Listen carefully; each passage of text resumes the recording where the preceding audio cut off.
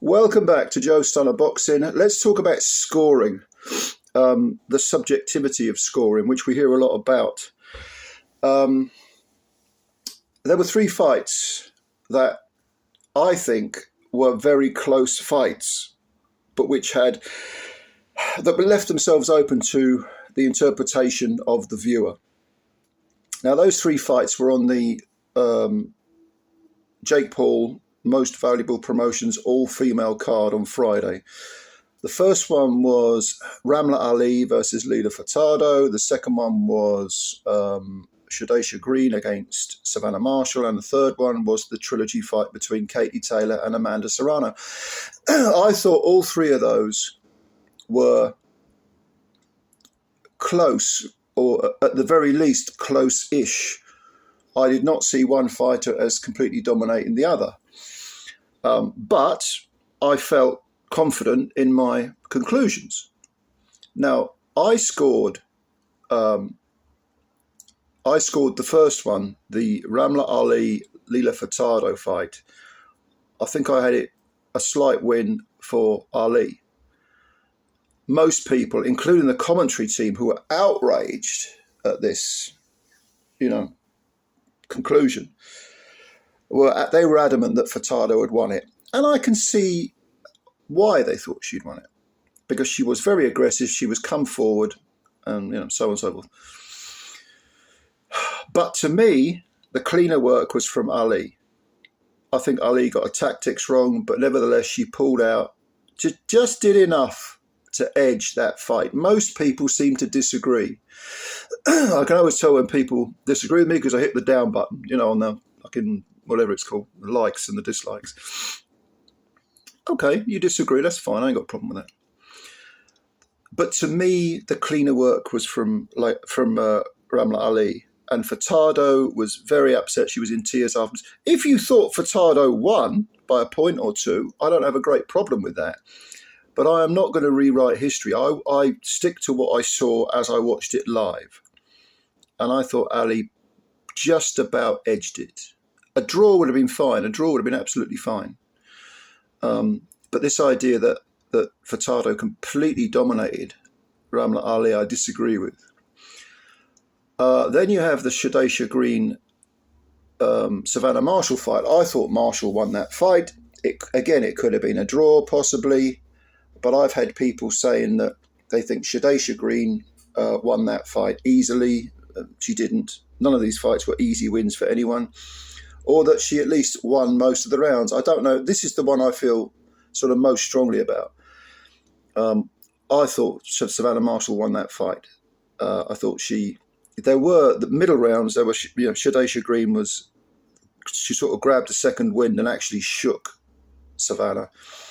But certainly the first few rounds, Savannah was dominant. And I thought, overall, I just thought she won most of the rounds. It's that simple.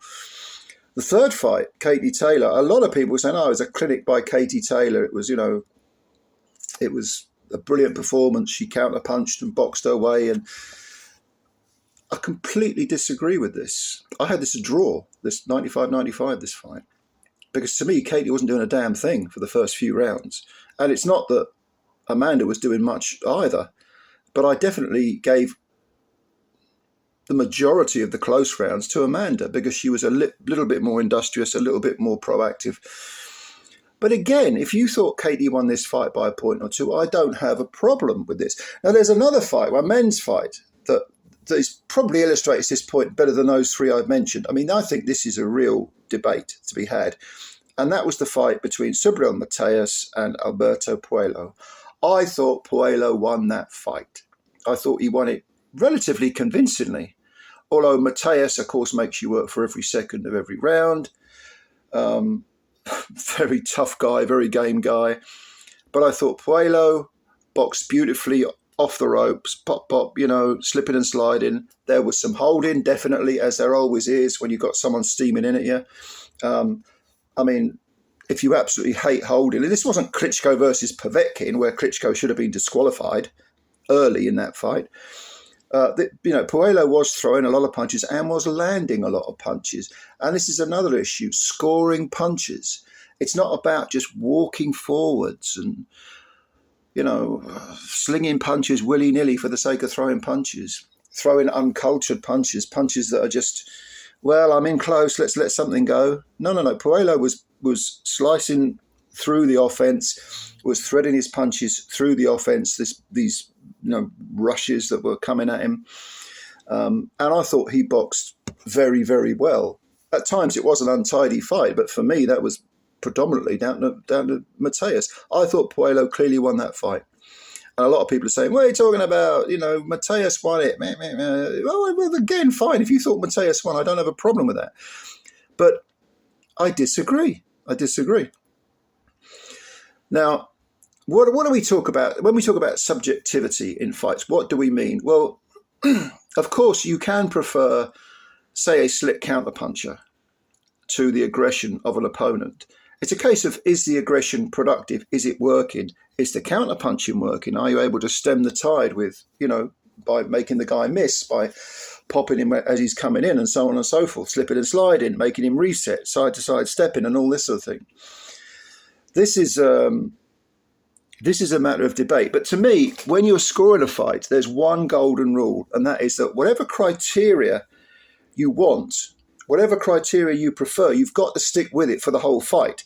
So you can't, for example, say, well, I'm going to favour the guy who is the slickster. And then in the next round, no, I'm going to favour the guy who is the aggressor. The only way you can move the goalposts, and it isn't really moving the goalposts, is if one has more success than the other.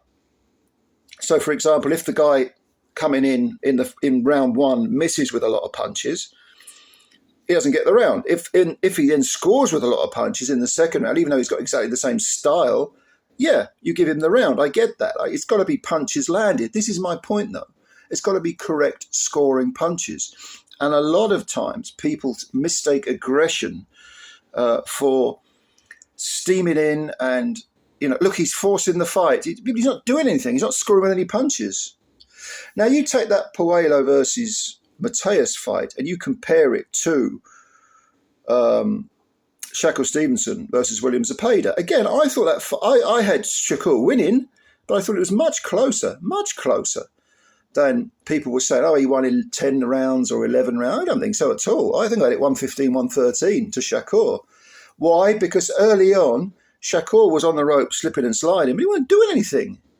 And, he got shaken in one of the rounds by Zepeda. It's not like he was in any great trouble. But he wasn't firing back until maybe, he started to sort of get his act together around about the fifth round. And by then, of course, one third of the fight is over. And so, yes, Shakur he came from behind. He won the fight legitimately. Very good performance, actually, overall by Shakur. And certainly by the round 7, 8, 9, he was definitely in control and was, really showing some beautiful skills against Zepeda. And Zepeda had, lost a step because he was knackered, he was tired. But again, I didn't see this as being a one-sided fight, And also, I'd be interested to know if the people that felt Mateus beat Puello because of the aggression, the coming forward, pressure, also picked Zepeda, if not to beat Shakur, if they thought that he beat Shakur, not necessarily beat it, but had it closer as well. Do you know what I mean? Because again, I think it's fair to say that, it's obvious that you have to land, you have to score punches, you have to err on the side of scoring punches. But it is interesting that, I think certain people's reputations precede them. So I think that Mateus is considered this, very, very offensive, ultra-aggressive, hyper-volume puncher. So you put him in with Puello, who's been sort of pinching fights with split decisions recently, doing very well. But you put him in there and suddenly, everyone thinks, well, Mateus is going to steamroller him. And even when he doesn't, even when Puello's boxing well and landing counter punches, it's like, yeah, but Mateus is coming forward. He's doing what he normally does. Whether he's doing it effectively or not doesn't seem to occur to people. Now with Shakur, oh, Shakur's a pure boxer. He's a slick counter puncher. He's got all the skills in the book. He should toy with Zepeda. He didn't toy with him for the first 4 or 5 rounds, but he was definitely in control come the last third of the fight. But again, reputation precedes him. He's a slickster. He's a guy who moves a lot. He's a guy, we'll give him the rounds. You've got to be careful of subconscious bias whenever you're scoring a fight. You've just got to be careful of it. And I don't mean, when people talk about being biased, by the way, that's biased with an ED on the end, not when people talk about being biased. No, that's called biased. Get your fucking English right. So it always makes me laugh when people put snotty comments down, taking the piss out of me. They can't even fucking spell.